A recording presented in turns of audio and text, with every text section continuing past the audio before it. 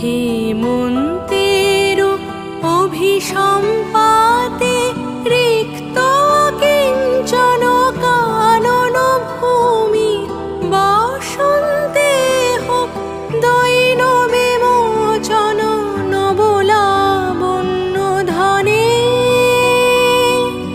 শূন্য শাখা লজ্জা ভুলে যাক পল্লব আবরণে।